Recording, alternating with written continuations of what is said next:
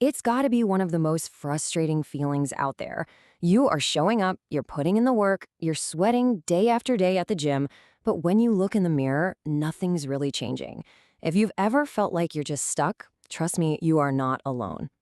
So, what we're gonna do is break down a real world example from a Reddit user who laid it all out there. After a year and a half of pure dedication, he was just left wondering, what is going on? His problem is something so many of us run into, and by digging into it, we can find some answers that work for everyone. So here's the breakdown. We've got a 37-year-old guy, and his goal is crystal clear: gain muscle.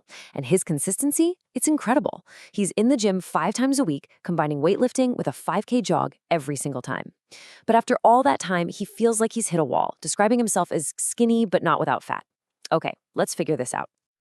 To get to the bottom of this, we're going to tackle it in 5 parts. We'll start with the plateau itself, then we'll look at the workout versus the goal, dive into fuel and recovery, and finally, we'll build an action plan to get you moving again. First up, the plateau problem. And this is where we need to reframe the whole issue. See, it's almost never about a lack of hard work. It's usually about a mismatch in your strategy. You can push as hard as you want, but if the game plan is off, the results are going to be off too. Now, real quick, a note for anyone who's just starting out. If you've been at it for a few weeks and the number on the scale actually goes up a little bit, do not panic. Gaining a little bit of weight right at the beginning is totally normal. It's often just your body holding on to some extra water to help your muscles repair, or hey, maybe you're already building some new muscle. The key is just to be patient. Okay, section 2, and this is a big one: your workout versus your goals. Are you actually training for the specific thing you want to achieve? This is where so many people, including our guy from Reddit, accidentally get it wrong. This really gets to the heart of the problem. You can see 2 totally different ways to train here. On one side, you've got endurance training. We're talking cardio, high reps. On the other, training for mass. That's all about heavy weights and lower reps. Our Reddit user was trying to do both at full intensity in every single workout. And this comment from another user just nails it. When you do a heavy lifting session and then immediately go for a long run, you're sending your body completely mixed messages. It's like you're telling it, hey, get lean and efficient for running, but also, hey, get bigger and stronger. Your body just gets confused and doesn't do either one very well. So if you want to build muscle, this is the absolute key: progressive overload. It's the bedrock of getting stronger. It just means you have to consistently and gradually ask your muscles to do more than they did before, either by lifting a heavier weight or doing more reps. If you're not challenging them, they have no reason to grow. And this was a huge clue in our case study. The user said his app was tracking how fast he did his workouts. But for building mass, speed isn't the metric that matters. Strength is. How much weight are you actually lifting? By moving so fast, his weight training was basically turning into another cardio session, which just wasn't the right signal for muscle growth. All right, let's pivot to our third section, fueling for a purpose. Because I'm going to tell you right now, it doesn't matter how perfect your workout is, you absolutely cannot outtrain a diet that's not lined up with your goals. You hear this all the time, right? And it's for a very good reason. As one commenter put it, about 80% of your progress comes down to your diet.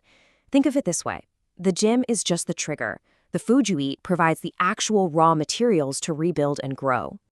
Here's another huge point of confusion.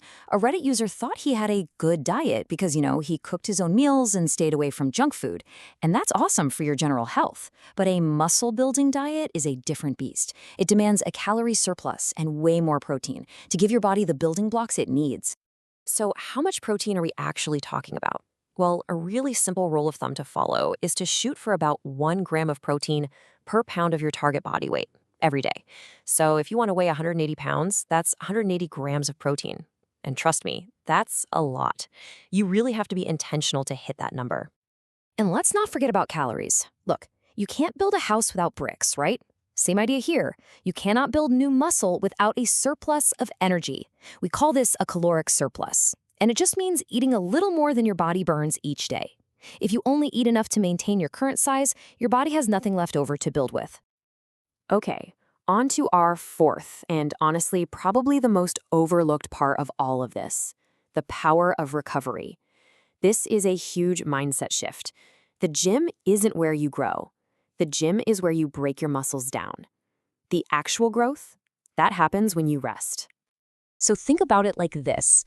When you lift weights, you're creating these tiny little micro tears in your muscle fibers. That's a good thing. That's the signal to your body to adapt. But the actual repair job, the part where they grow back bigger and stronger than before, that happens entirely when you're resting. Going hard 5, 6, 7 days a week without rest can actually sabotage the whole process. And what's the king of recovery? It's sleep. Adults need at least 7 hours a night, period. Sleep is when your body releases growth hormone and really gets to work repairing all that tissue. Skimping on sleep is like asking a construction crew to build a skyscraper with no lunch breaks and no materials. It just won't work. So, we've diagnosed the issues. Now, for the good part. Let's get into our final section and put together a solid action plan. Here are the key steps you need to take to finally start seeing the results you've been working so hard for. Here's the game plan. First, define your goal. Pick one thing and get laser focused on it, whether it's endurance, mass, or fat loss. Second, align your workout. For muscle, that means focusing on progressive overload, lifting in that 8 to 12 rep range, and maybe doing your cardio on separate days. Third, track your fuel. You've got to make sure you're eating enough protein and enough calories to actually build. And finally, number 4, prioritize recovery. Schedule your rest days and guard your sleep like it's your job. So let's end with this one thought. It's pretty clear that for most people who feel stuck, a lack of effort is not the issue. The real key to unlocking progress is to shift your entire mindset.